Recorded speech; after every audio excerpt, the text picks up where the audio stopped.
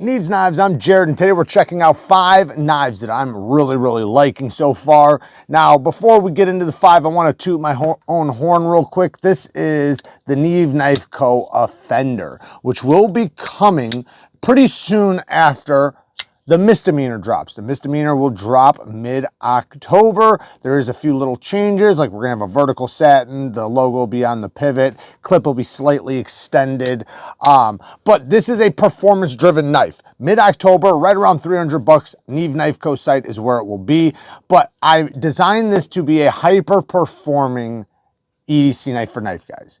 K390 steel with 90 thousandths blade stock with, look at how thin that is, paper thin geometry. This is a slicer. This is like the definition of a laser beam.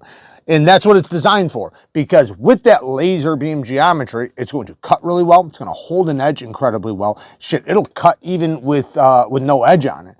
And it's very easy to sharpen. For K390 being this thin, you could sharpen this probably faster than most of your 8CR 13 MOV knives, which is a steel I don't even recommend because, you know, it's so low on the totem pole of steels. So the Offender will be coming soon after that one. This one, man, I'm freaking loving both of these knives. This one I did carry on a trip with me. It has a MagnaCut blade, 63 to 64 HRC, harpooned, slight recurve tanto. So it's super slight.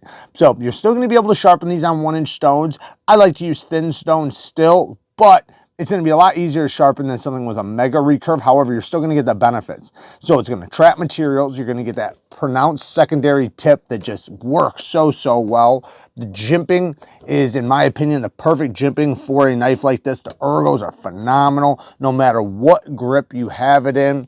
And then the forward grip, man, in my opinion, I think that this thing just swells and sits so nicely in the hand. Great access to that lock bar. The detent, I think it's perfectly tuned. If you want it a little stronger, just reach higher up on the hole. If you want it lighter, reach lower on the hole. Thumb flick is also amazing. And then this top flipper is money. Absolute money. It is so easy to flick. No, I'm not even left-handed. I mean, it's easy for me to do left-handed. I also have no problem reverse flicking it left-handed. No, we do not have any lefty clip options. I will be designing a knife at some point soon that will be a lefty and a righty, clip option. But what a badass knife. Like I said, soon after the misdemeanor, the Offender will be dropping. So let's get to the actual list. Starting it off, we have the Spyderco Sage 5 in Rex 121. Dun, dun, dun. The ultimate edge retention steel. This is a steel that is superior to every other steel as far as holding an edge. Now, it doesn't mean it gets the sharpest edge in the planet. It doesn't mean it holds the finest edge on the planet, but it holds a working edge for a very long time. Its wear resistance is through the roof. Its steel is so hard. This one's 70 to 71 HRC, and that's hard enough to cut glass. That's how hard this stuff is. It is very hard. Now, people are wondering, well, how difficult is it to sharpen? Well, not very difficult. It's just like any other steel. Now, it's not going to be as easy as something like this because of the geometry being so thin. That one will sharpen up in just a matter of minutes. But being, the thickness behind the edge it is, which is not thick, being relatively thin and being a super hard steel, it might take, a few minutes longer than some other steels maybe in the same geometry. However, as long as you're using the right abrasives, diamond, which is what the reason why I always recommend diamond is because it cuts all the steels, including the high carbide, high wear resistant steels like this one. So as long as you're using diamond, it'll sharpen up just fine. In fact, I'm going to do a video on it so people can see how easy it is to sharpen. You shouldn't be scared of the steels. In fact, a lot of the harder steels that have the higher HRC, they lead to better results. So while it might take you a few minutes longer, the actual sharpening is going to be a better experience with the burr removal and the keenness of the edge and so on. Now, toughness. No, it is not a tough knife. Yes, it will chip if you hit anything with it as far as impact. Now, as long as you're cutting the things it's supposed to cut, because this is a cutting performance tool, paper, cardboard, plastic, rope, wood, things like that, twine, regular things. As long as you're cutting regular things and you're not trying to cut through nails and screws and staples and brick, you'll be just fine. It will not chip on you. But if you do any of those things, if you do any hard impact or hit staples, yes, it does have the potential to chip. The toughness is very low on this. Very, very low. The hardness is what is very, very high on it. This one has G10 scales, but there is a lightweight version for about $50 less. I don't want to say the prices because they're always subject to change. Check the links down in the description. So for about $50 less, you can get the lightweight version of this. Very ergonomic. I personally like this size of a knife. I think this is a great size. You got a full grip and you have plenty of blade to do whatever you need to do. I have been using this for the past couple days and it's been awesome to use. Some people were complaining about the wire clip because of the price that it is, but this was intentional. And let me explain why. One, this is a knife, like I said, built for performance, built for edge retention. So this is going to be a knife that somebody that works at a factory or something like that is going to want to carry because they're probably cutting a lot of rope, twine, cardboard, things like that. So this will be in and out of a pocket a lot. These are the smoothest clips in and out of a pocket. So they don't tear your jeans up. Now, other pockets or other clips over this grippy of G10 would probably shred your pockets after a few hours of putting it in and out of your pocket.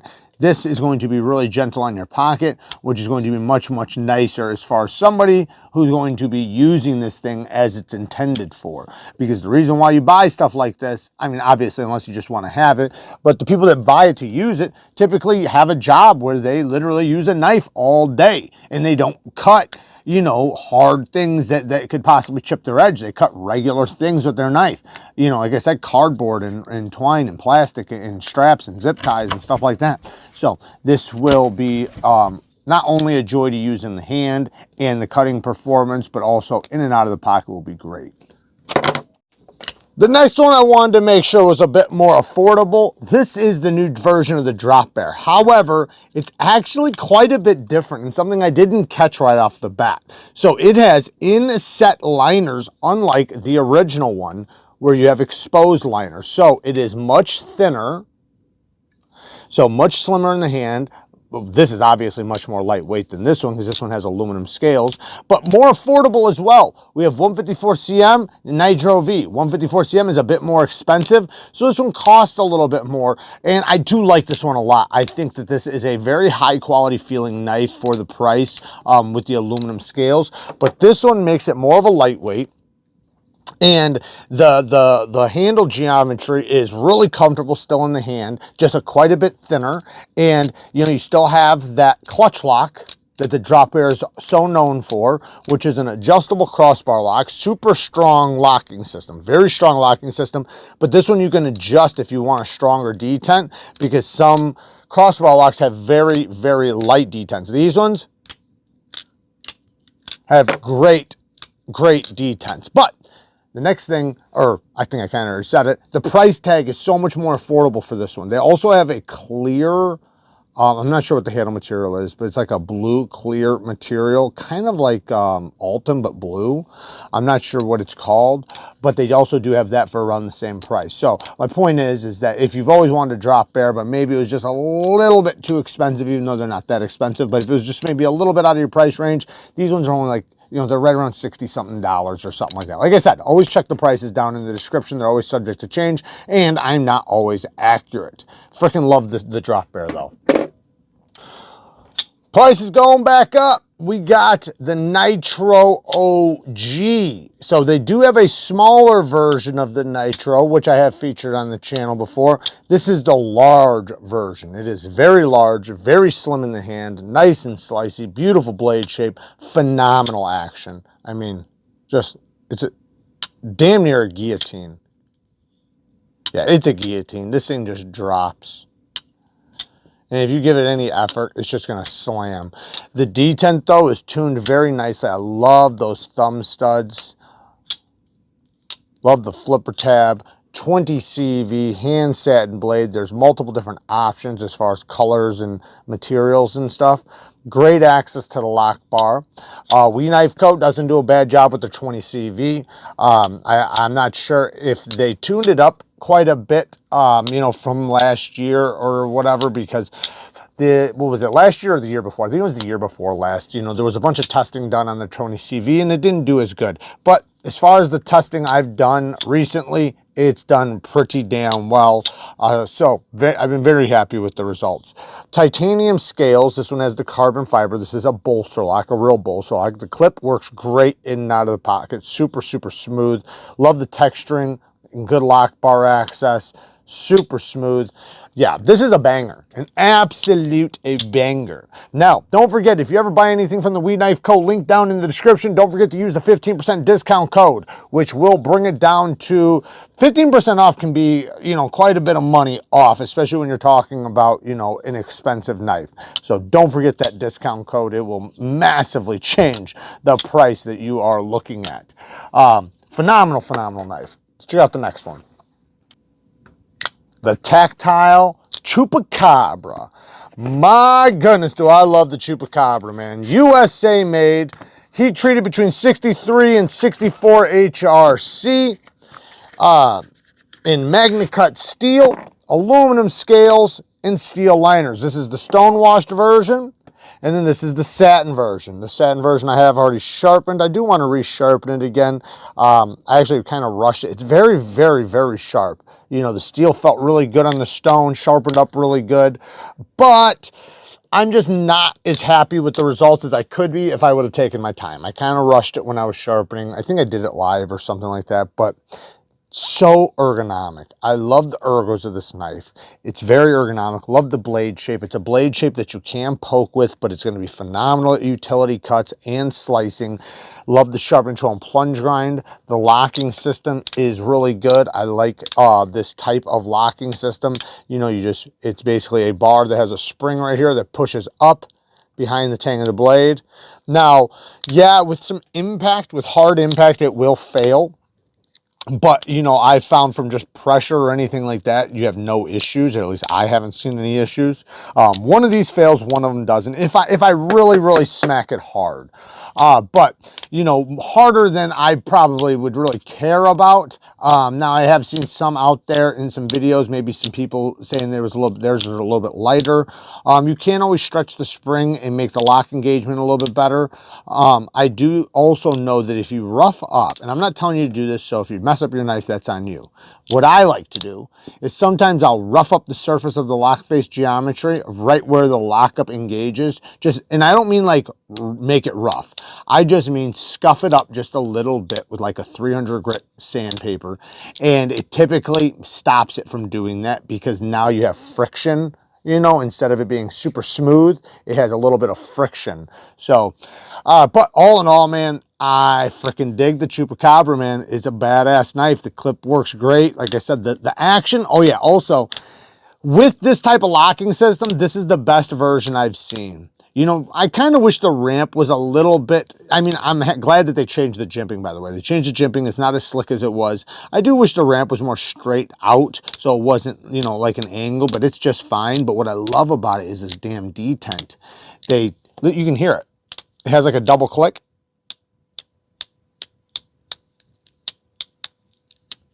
So that detent is so good for a locking system like this. And it's nice and fidget friendly, you know, and it's a relatively tough lock. I know it doesn't handle impact very well, but it has the potential to be a very strong lock. I have tested other versions that were pretty damn strong, or at least fairly strong, considering, you know, the size knife and everything.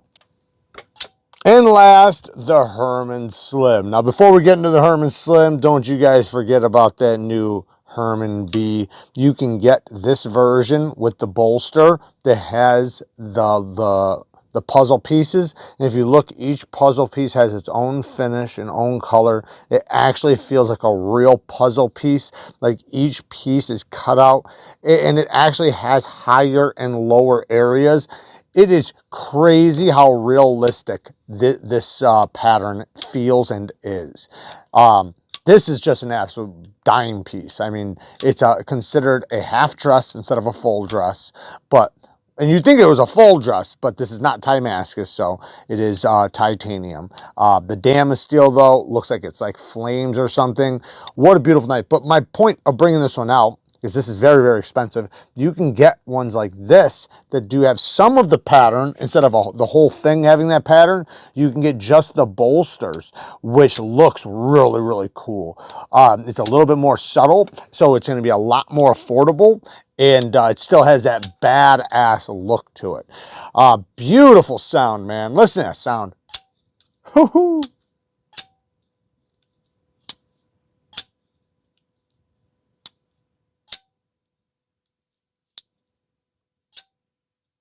You gotta love that sound, man.